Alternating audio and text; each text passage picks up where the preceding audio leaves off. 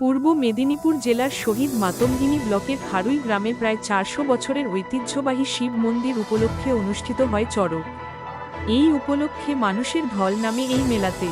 দূর দূরান্ত থেকে ছুটে আসে চড়ক দেখার জন্য দর্শনার্থীরা। প্রায় ২০ বছর ধরে চড়ক হয়ে আসছে এই গ্রামে।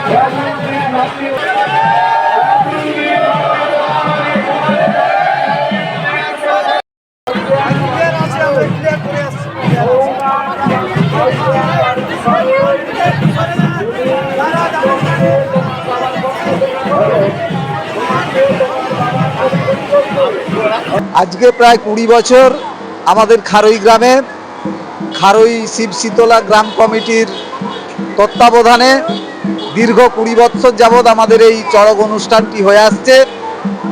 আমরা খারুই গ্রাম সহ পার্শ্ববর্তী গ্রামের মানুষজনদের সহযোগিতাতেই আমরা এই অনুষ্ঠানটি সুন্দরভাবে সম্পন্ন করছি। ২০ বছর ধরে আমাদের এই চড়ক অনুষ্ঠান চলছে।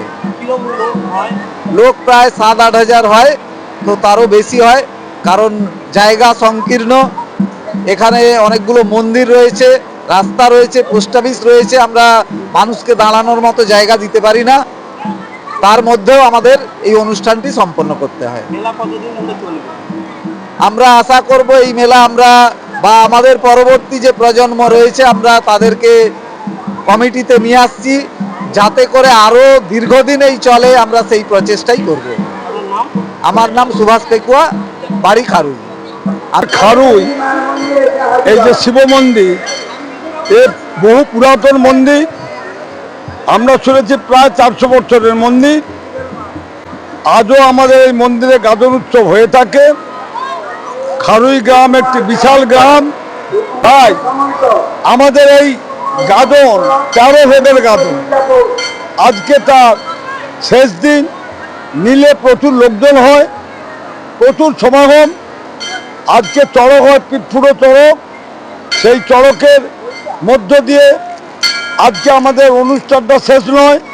এরপরে আমাদের হচ্ছে গিয়ে কালীনাথ হবে, প্রায় ৫০ থেকে ৫৫ জন। তো আগামী দিনে আমরা গ্রামের মানুষ এই প্রতিষ্ঠানে যেভাবে গাজন উৎসব হয়ে থাকে, সেই গাজন উৎসবটি আরও আগামী দিনে চলতেই থাকবে। শ্রী মুকুন্দ মণ্ডল, আমি গ্রাম কমিটির সেক্রেটারি।